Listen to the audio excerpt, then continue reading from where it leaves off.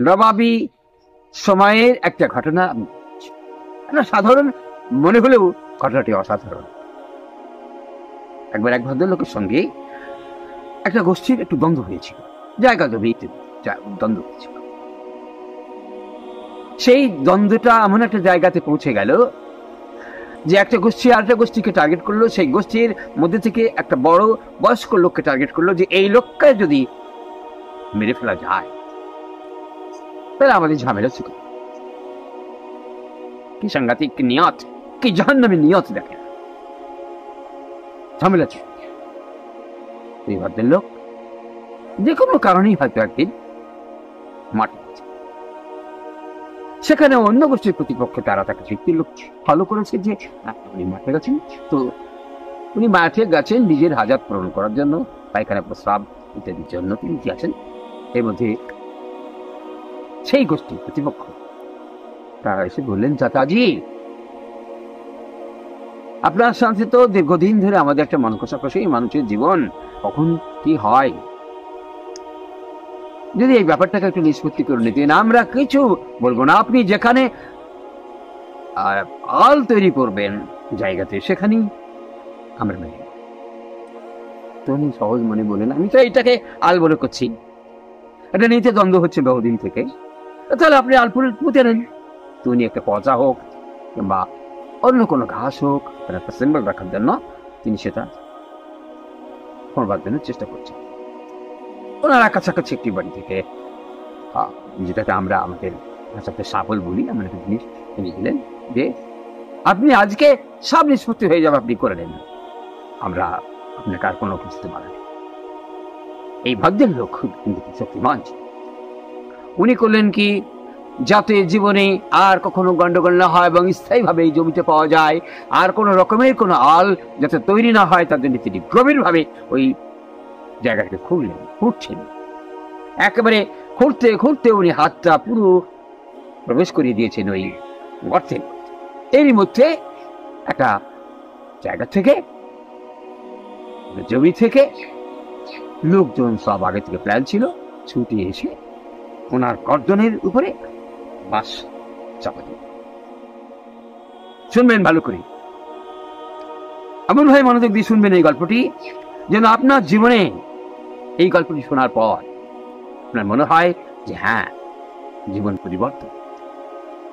তো তারা তাকে ধোকা দিয়ে যখন এটা করলেন, একেবারে লোকেরা সব ছুটে এসে ওই লোকটির গর্দনের উপরে বাঁশ দিয়ে অনবরত মারতে শিখল, মেরে ফেলবার জন্য। লোকটি কিন্তু খুব শক্তিশালী ছিল, যেভাবে হোক তিনি ওঠা করেন। এসব মানুষও যখন ভাবলেন যে হ্যাঁ, এই লোক তুমি মরে যাবে এখন, তারা তাকে আচ্ছাবক করে মেরে দিয়ে আর যেতে পারবে না, এই জন্য তুলে যাচ্ছে। ওদিকে ডাকছে, খুব পিছিয়ে ডাকতে লাগলো, বেটারা তোমরা তুই আমার কাছে এসো, আমি ইন্তেকাল করছি, মারা যাচ্ছি, আমার মুখে একটুখানি পানি। শুনবেন কিন্তু গল্পটা, পানি। সেই গোষ্ঠী এত নির্মম ছিল, সেই গোষ্ঠীর মানুষ এত নির্মম ছিল যে তারা সেই যে পানি চাইছে মৃত্যুর সময়, এমন মানুষকে দাঁড়িয়ে তারা প্রসাব করে দিল, বললো পানি নাও, আর সে চোখ বন্ধ করে হা করলো, আর তার মুখের মধ্যে প্রসাব। কি সাংঘাতিক, কি অমানবিক, কি পাশবিক না করে দিল, প্রসাব করে দিল। নিরুপায় হয়েছে প্রসাবকে পৃথিবী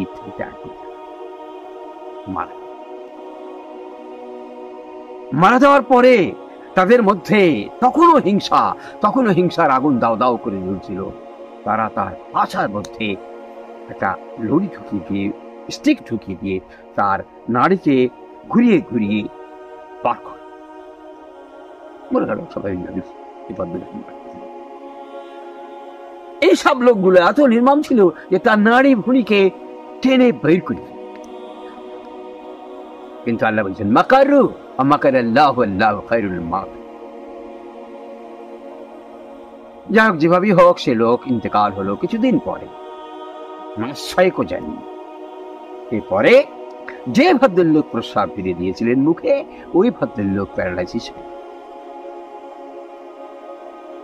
শুনতেও বলতেও একটা খারাপ লাগে, আর শুনতেও কিরকম লাগে। তো প্যারালাইসিস হওয়ার পরে ওই লোক এমন একটা জায়গায় পড়ে গেল, পজিশনে পড়ে গেল, যে সে যতবার প্রস্রাব করত ততবার সে নিজের প্রস্রাব নিজে খেত। তার প্যানিস ঘুরে এসে তার মুখে, এবং মুখে পড়লে সে তৃপ্তি ভরে সেই প্রস্রাব খেত। কিছু করার, পানির পিপাসা লাগলে তার প্রস্রাব চাটে, এবং সে প্রস্রাব ফিরে সে প্রস্রাব তার মুখে পড়তো, হা করে সেই প্রস্রাব। ঠিক পাশেরই বাড়ি আরো এক ভদ্রলোক, যে ভদ্রলোক নারী লিপিড করেছে, সেই ভদ্রলোকের পাছা দিয়ে অনবরত রক্ত বের হল। একেবারে সত্য ঘটনা আপনাকে বলছি, রক্ত বের। আর নাকড়া তার মধ্যে দিয়ে রাখা হতো, পাথর দিয়ে রাখা হতো, নাকড়া করলেই রক্ত বেরিয়ে। এইরকম করে 2 বছর 3 বছর এইভাবে। তারপর যে লোক প্রস্রাব ফিরে দিল, সেই লোক ইন্তেকাল করল। কঠিন কঠিন কষ্টের মধ্যে দিয়ে আযাব হয়ে সে ইন্তেকাল, অত্যন্ত কষ্টের সঙ্গে নির্মম ভাবে মৃত্যু। তাকে বেইজ্জত হলো, অপমানের মৃত্যু হলো। তারপরে কিছুদিন পরে যে ভদ্রলোক পাছায় এইরকম দুর্ব্যবহার করেছিলেন, সেই লোকের মৃত্যু হলো।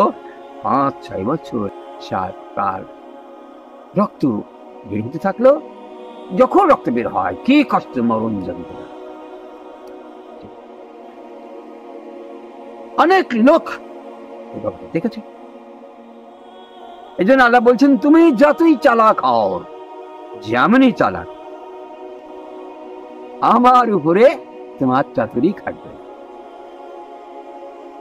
পৃথিবীতে এর থেকে নির্মম ঘটনা কি বলুন? একটা মানুষ ইন্তেকাল করে গেছে, তাকে প্রস্রাব করে দিচ্ছে, ইন্তেকাল করে গেছে সেই লোককে নারী বই বের করছে।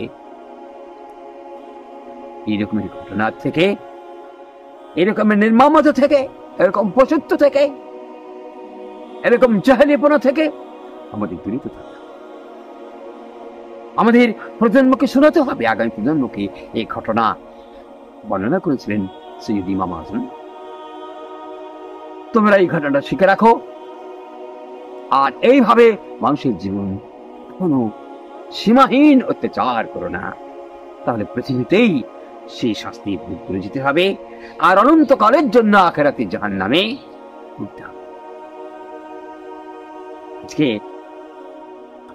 এই পর্যন্তই। এই গল্পটি 1 নম্বর গল্প, আপনাকে সিরিয়ালি শোনাবো। 1 নম্বর 2 নম্বর করে আপনাকে 100টি গল্প শোনাবো।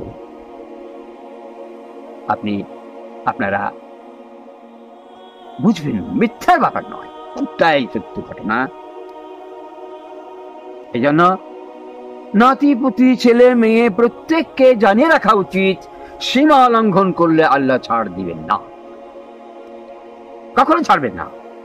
আল্লাহ তাকে পাকড়াও করবেন, আর আল্লাহর পাকড়াও অত্যন্ত কঠিন। আসসালামু আলাইকুম ওয়া রাহমাতুল্লাহি ওয়া বারাকাতুহু।